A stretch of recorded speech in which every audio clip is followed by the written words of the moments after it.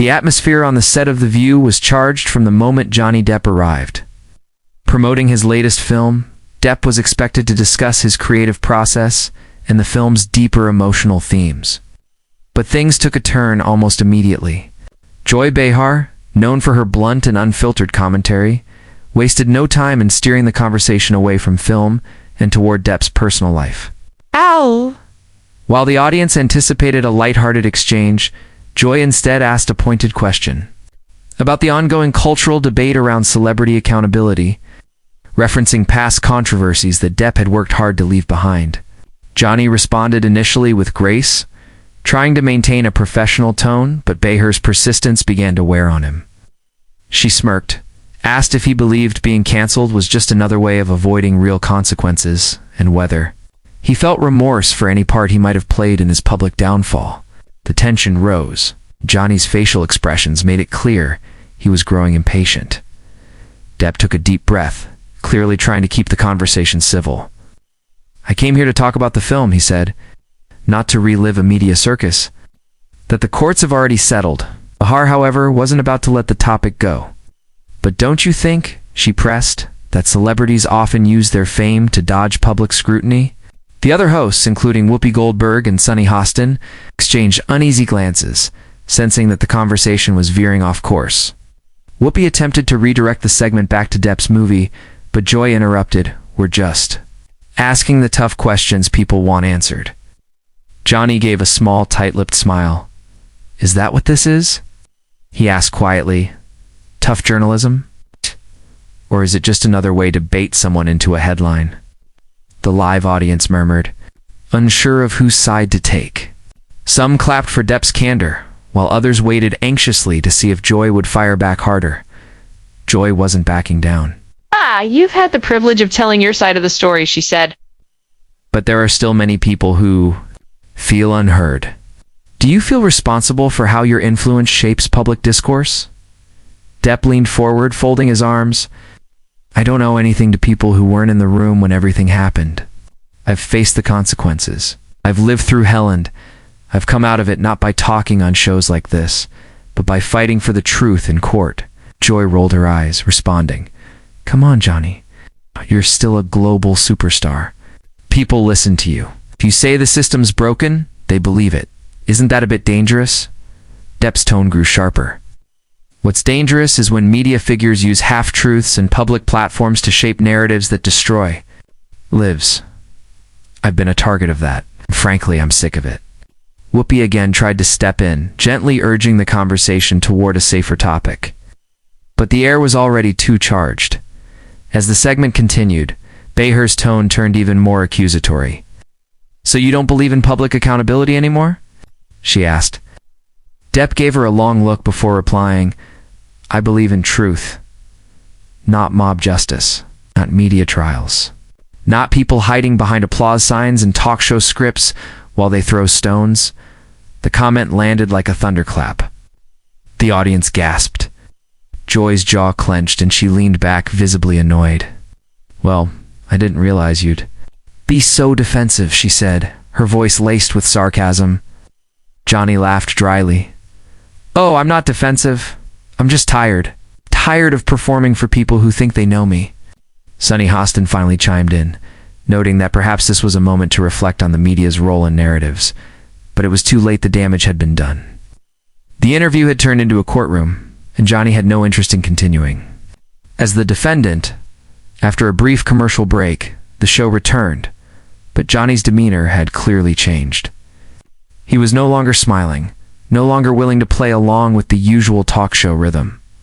When Joy resumed with another probing question, this time about whether he thought his fans were too aggressive in defending him online, Depp raised a hand. "I think we're done here," he said calmly. Studio fell silent. Whoopi looked stunned. "Johnny, you sure you don't want to finish the segment?" she asked, clearly trying to salvage the interview. "There's nothing left to say," he replied. He stood up, removed his microphone, and without another word, walked off the set. The cameras tried to follow, but producers quickly cut to another angle, unsure how to proceed.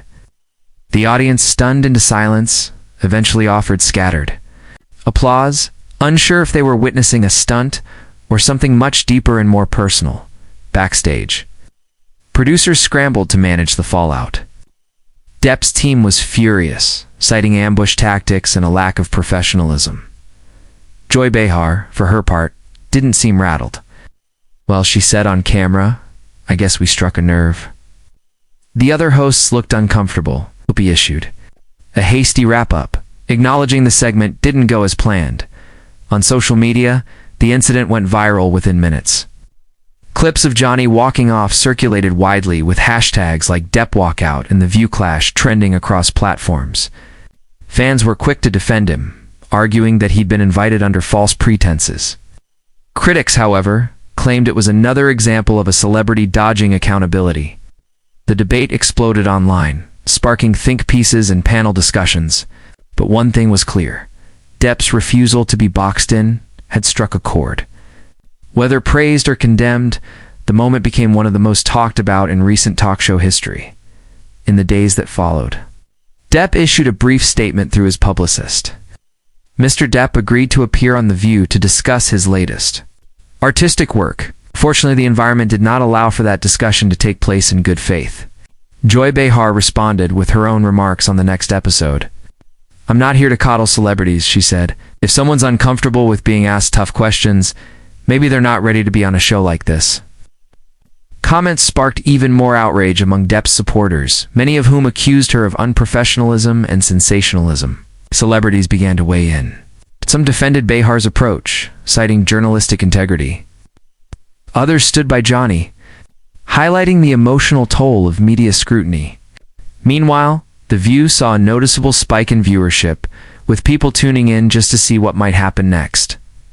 Privately, ABC executives were divided.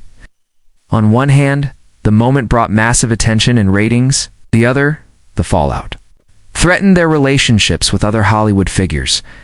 Several publicists reportedly pulled scheduled appearances, citing concerns about the show's tone.